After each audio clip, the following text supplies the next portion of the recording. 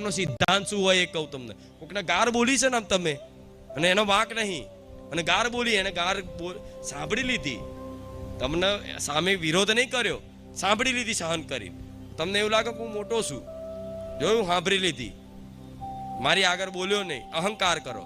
પણ તમને ખબર નહીં, તમે ગાર બોલ્યા છો ને તો સામે એ કર્મમાં લખાઈ ગયું.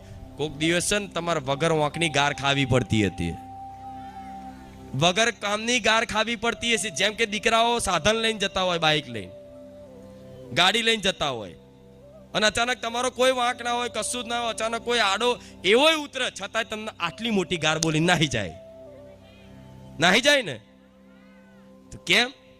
તમે કોકને વાંક વગર આપી દીધી હશે ને, તારે કર્મનો સહયોગ એવો બને કે કોક અચાનક રિક્ષા વાળો આડો આવો, વાંક એનો છે, છતાંય તે તમને આટલી મોટી ગાર બોલે. તમે અમે કહો કે વાંક એનો છે ને મને ગારો બોલે છે. અરે પણ એ ગારો તને નહીં બોલતો, એ તારું કર્મ આઈને તને નડી ગયું.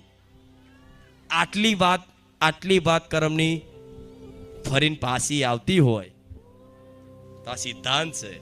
હા, શું કહું છું, વિશ્વાસ નહીં કરો.